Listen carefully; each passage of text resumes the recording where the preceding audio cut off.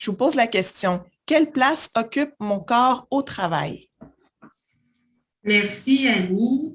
Je me réjouis qu'on soit ensemble ce midi en compagnie de nos corps au travail. En fait, ce qu'on m'a proposé, c'était les corps en pause découverte, même à distance. Donc, on va répondre à la question ensemble. Alors, le webinaire, quelle place occupe mon corps au travail? Ça va nous permettre d'explorer quelques manières d'approcher notre corps un peu autrement et du même coup d'approcher notre travail, notre relation au travail. Alors, on va inclure quelques propositions d'exercices en mouvement léger ce midi que vous allez pouvoir faire devant votre écran ou à côté de votre écran si vous voulez aussi. Annie, ce qu'on avait dit, c'est que si pour les premières minutes, vous voulez vous montrer à l'écran, ouvrir vos caméras, ça va être intéressant parce qu'il y a un petit exercice où on va se voir, on va voir les parties du corps. Ce n'est pas obligatoire, mais c'est plus intéressant. Et puis, à partir du moment où on va commencer le webinaire, après l'introduction brise-glace, on va vous proposer de vous cacher à ce moment-là. Mais de toute façon, vous ne saurez pas. On ne vous montrera pas dans l'enregistrement. Ça va? Alors, j'espère surtout aujourd'hui, mon objectif principal, c'est qu'on ait un peu de plaisir ensemble parce que ça peut quand même faciliter l'apprentissage. Alors, 30 minutes, ce n'est pas long, mais je pense qu'on va réussir. On va commencer tout de suite par faire connaissance, autant que faire soit peu à distance, avec un premier exercice.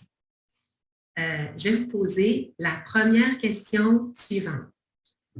Quelle partie de votre corps ou de mon corps, si vous voulez, sont actives ou activées lorsque vous travaillez? Donc, il y a des personnes qui travaillent à distance, qui travaillent à distance depuis 2 ans, mais qui travaillaient aussi à distance avant. Alors, pensez à la question dans ce contexte-là. Quelles sont les parties qui sont actives quand vous travaillez ou activées?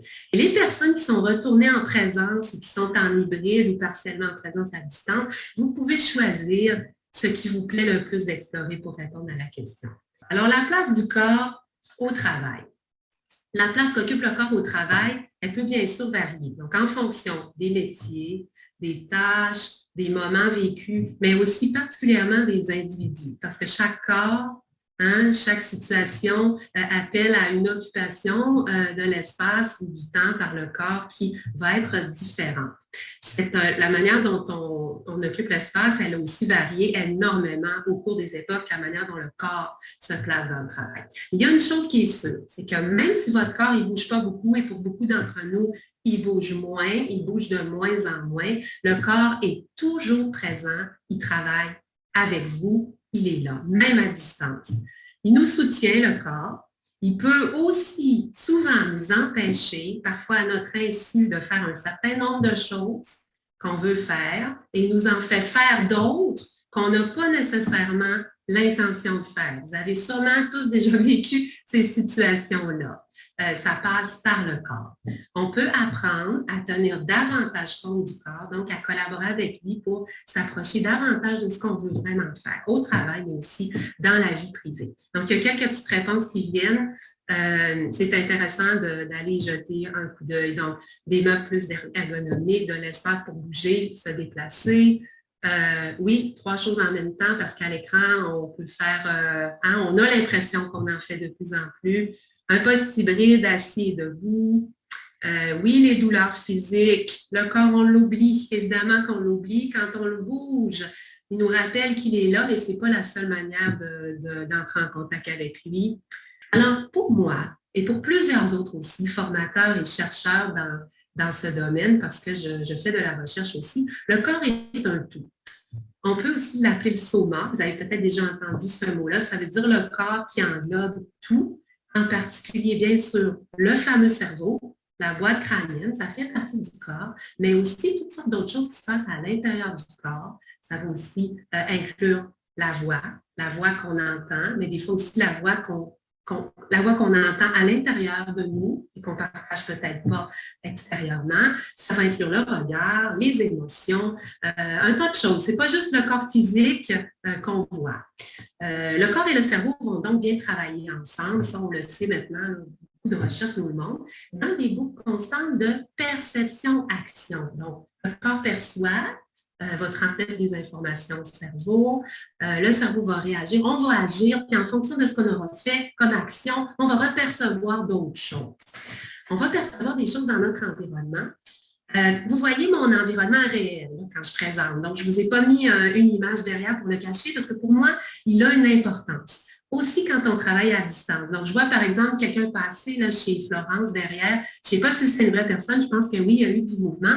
Donc, quand vous percevez des choses dans votre environnement, vous les percevez à partir au début de vos 5 sens. C'est ce qui nous est le plus accessible.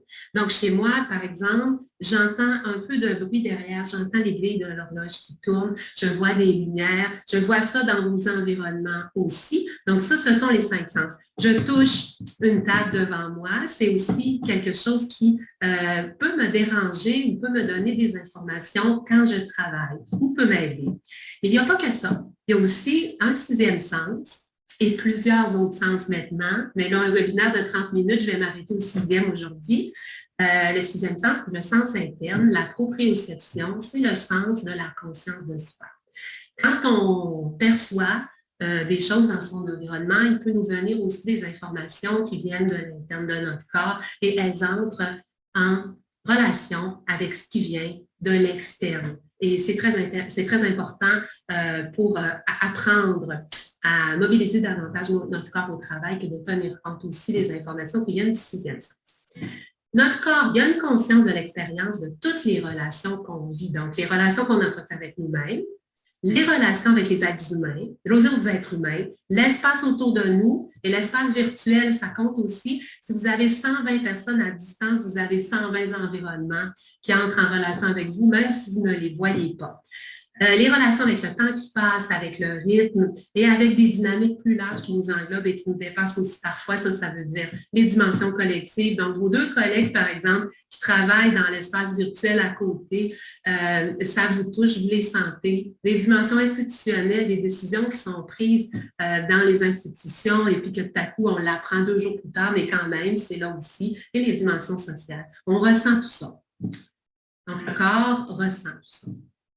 Et quand on fait vivre de nouvelles expériences à nos corps, on l'amène à changer de posture ou à trouver de nouveaux chemins pour percevoir et agir différemment. Puis on peut essayer ça seul, mais c'est toujours mieux quand les propositions viennent de l'extérieur parce que ça va nous surprendre. Puis cela peut aussi nous amener à voir le travail autrement ou à voir même le monde autrement.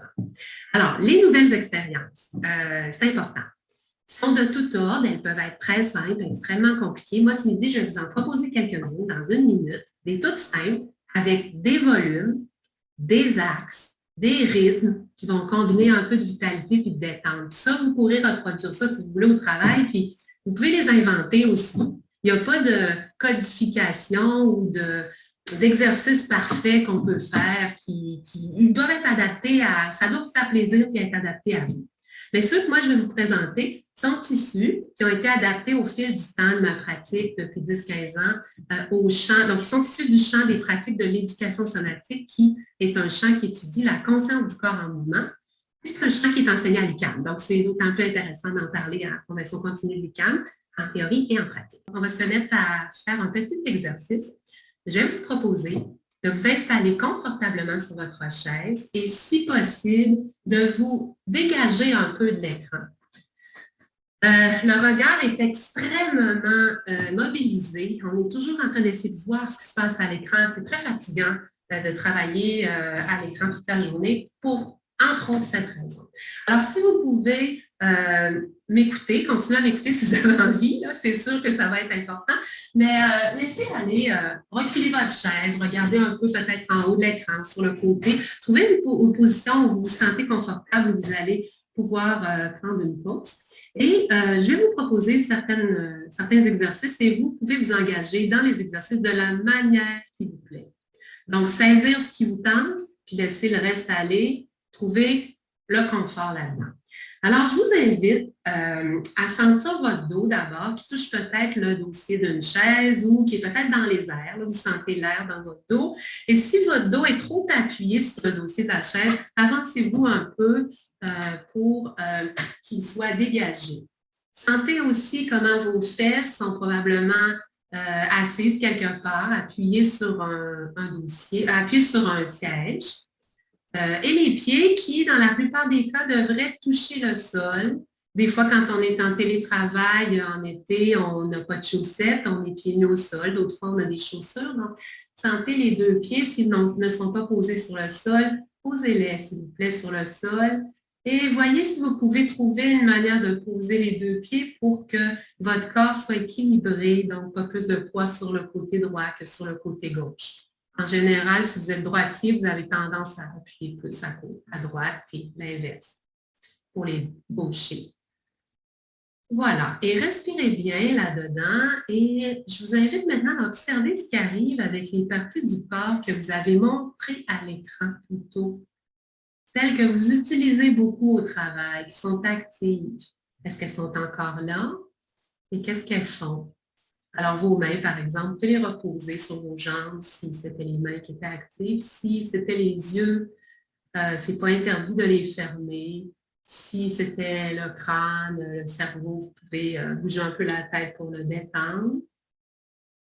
Et lentement, je vous propose maintenant de trouver un moyen de vous lever doucement de votre siège pour vous retrouver en position debout. Oui, en position debout, même si vous avez, ce ne sera pas long, on ne va pas rester très, très longtemps. Il y en a qui ont écrit que ça leur faisait mal. Moi, je me lève à l'écran pour vous montrer comment je me lève, mais je vais rester assise parce que ça va être plus facile pour ceux qui me regardent de voir mon visage. Alors, trouvez un espace dans votre pièce où vous n'avez pas la chaise qui vous roule dessus, vous avez un tout petit peu d'espace sur le côté des bras aussi, si jamais on va peut-être les lever. Observez la pièce de cette position et on va maintenant s'enrober un peu. On va prendre un peu de volume.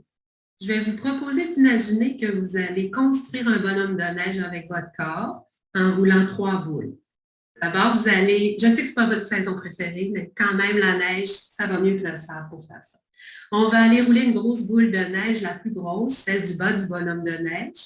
Et vous allez l'amener, vous allez la poser autour de la partie basse de votre corps. Donc, vous la posez autour de votre corps, puis vous enrobez tout le bas de votre corps, vos jambes, votre bassin, et puis la boule, elle va s'arrêter à peu près autour de votre nombril.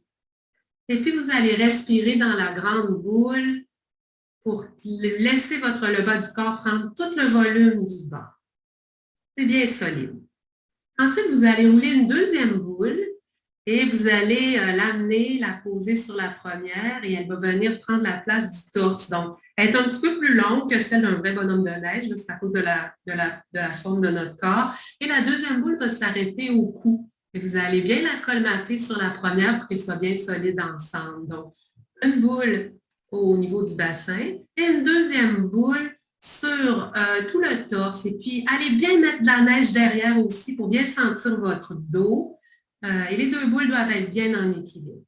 Et puis finalement, on va rouler une troisième boule, une plus petite, et vous allez deviner où on va la poser. On va venir la poser autour de la boîte crânienne et puis ajouter de la neige au niveau du cou pour bien la colmater pour qu'elle colle sur l'autre.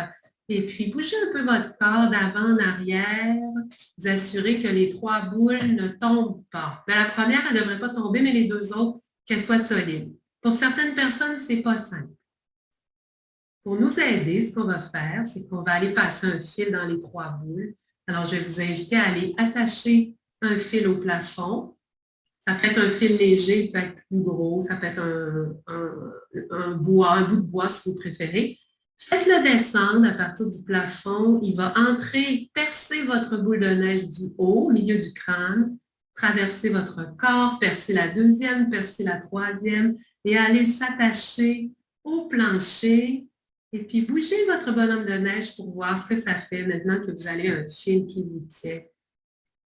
Explorez un peu. Et respirez dans les 3 boules. Hein. Vous êtes volumineux, volumineuse. Vous occupez tout cet espace et encore plus dans la pièce. Et on va ajouter un deuxième fil maintenant. Vous pouvez imaginer que vous avez les bras du bonhomme de neige qui sont posés sur le côté. Certaines personnes vont préférer ouvrir les bras pour le sentir et aller attacher votre main droite sur le mur à droite et votre main gauche sur le mur à gauche et étirer le fil bien au centre de votre corps pour ouvrir le torse et puis le reste du corps s'ouvre et Voyez ce que vous sentez dans l'ouverture du torse et l'ouverture du dos de la région arrière du corps, qui est aussi très importante au travail, qui souffre beaucoup en visioconférence. Et on peut laisser aller. On pourrait continuer comme ça, ajouter un fil qui va de l'arrière à l'avant du corps, hein, cette dimension qui nous permet d'entrer en relation avec l'autre, d'ouvrir au niveau du cœur, de revenir, de reculer, de prendre du recul, et toutes sortes de diagonales, c'est infini avec le corps. Tout cela est présent au travail. On a souvent tendance à l'oublier et à se recroqueviller un peu beaucoup, à utiliser un tout petit volume corporel. Je vais maintenant vous inviter à retrouver votre chaise sans retrouver le regard fixé sur l'écran. Restez chez vous dans votre pièce et on va aller visiter le travail maintenant. Je vais vous inviter, retrouvez votre bonhomme de neige assis. Hein? Il va un petit peu se taper sur les fesses, il va se réorganiser, mais il devrait être encore là.